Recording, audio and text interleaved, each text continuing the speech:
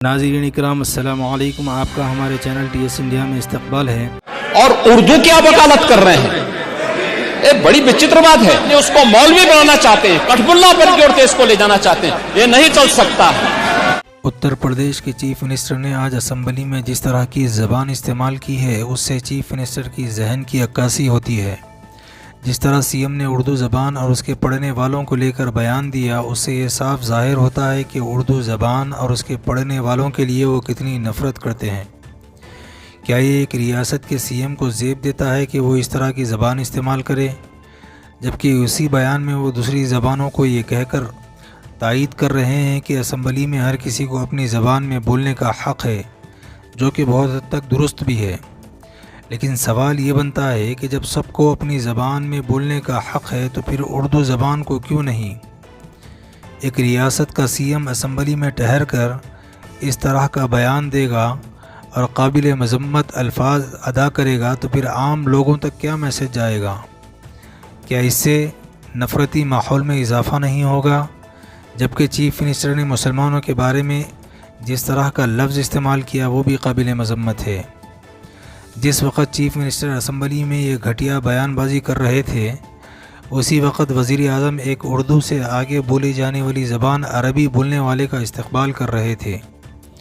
बल्कि जिस गर्मजोशी से उस अरबी बोलने वाले का इस्तक़बाल किया और एक्स पर उसको ये कहते हुए शेयर भी किया कि मैं अपने भाई का इस्तक़बाल कर रहा हूँ, क्या चीफ मिनिस्टर उसको भी कटमुल्ला बोलने की हिम्मत करेंगे?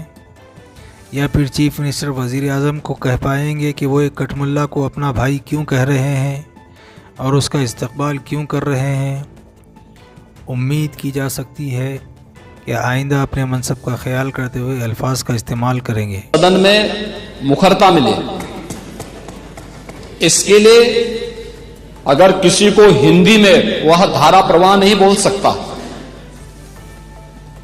तो उसको भोजपुरी में भी अपनी बात को रखने का अधिकार मिलना चाहिए। अवधी में, ब्रज में या बुंदेलखंडी में उसको रखने का अधिकार मिलना चाहिए। ये कौन सी बात हो गई कि भोजपुरी में ना बोले, अवधी में ना बोले, इसका विरोध अंग्रेजी का, बुंदेलखंडी में ना बोले और उर्दू क्या वकालत कर रहे हैं? ये बड़ी विचित्र बात है। आप मुझे बताइए, मैं इसीलिए कहता हूं कि आप समाजवादियों का चरित्र ही इतना दोहरा हो चुका है, इतना दोहरा हो चुका है कि अपने बच्चों को भेजेंगे इंग्लिश पब्लिक स्कूल में और दूसरों के बच्चों को बोलेंगे कि एक गांव के उस विद्यालय में पढ़े जहां संसाधन भी नहीं है।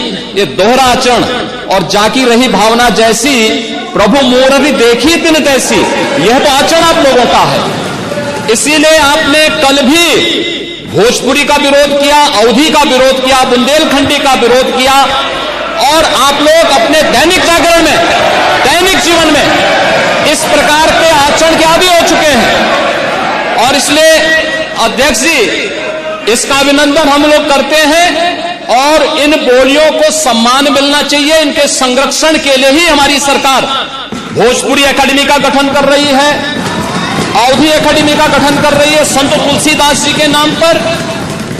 इसी के आधार पर ब्रज भाषा इतनी समृद्ध भाषा है। सूरदास जी ने अपनी सभी रचनाएं उसी भाषा में दी हैं। संत तुलसीदास जी ने अपनी कालजयी रचना रामचरितमानस, जो इस सदन में ही नहीं, उत्तर भारत के अंदर और भारत से प्रवासी हुए जितने भी ऐसे लोग हैं जो मॉरिशस में या दुनिया के फिजी में या दुनिया के किसी देश में गए, उनके संकट काल में रामचरितमानस ही तुलसीदास जी का अवधी भाषा में रचा गया, रामचरितमानस ही उनका सहारा बना था। और आज जब उसको सम्मान मिल रहा है तो आप उसका विरोध कर रहे हैं। बड़ी विचित्र सी स्थिति है। आप हर अच्छे कार्य का समाज, आज के यही ढोंग है आप लोगों का, यही ढोंग है। हर अच्छे कार्य का आप विरोध करेंगे, हर अच्छे कार्य का आप विरोध करेंगे। हर अच्छा कार्य जो प्रदेश के हित में है, देश के हित में है, आप उसका विरोध करेंगे। और मुझे लगता है इस प्रकार के विरोध की निंदा होनी चाहिए और हम इसका समर्थन करते हैं जो उत्तर प्रदेश की बोलियों को सम्मान मिल रहा है। मैं आपका धन्यवाद करूंगा और विधानसभा सचिवालय को इस बात के लिए धन्यवाद दूंगा कल हम लोगों ने यहां पे इसका शुभारंभ किया, समाजवादी पार्टी ने उसका विरोध किया है और मुझे लगता है कि प्रोसीडिंग का हिस्सा होना चाहिए, इनको समाज के सामने एक्सपोज करना चाहिए। अपने बच्चों को ये लोग पढ़ाएंगे इंग्लिश स्कूलों में और दूसरे के बच्चे के लिए अगर वो सुविधा सरकार देना चाहते हो, कहते नहीं उर्दू पढ़ाओ इसको, यानी उसको मौलवी बनाना चाहते हैं, कठपुल्ला पर की ओर इसको ले जाना चाहते हैं। ये नहीं चल सकता है। इंशाल्लाह मज़ीद अपडेट के साथ आपसे मुलाकात होती रहेगी। आपसे गुजारिश है चैनल को सब्सक्राइब करें। अल्लाह हाफिज़।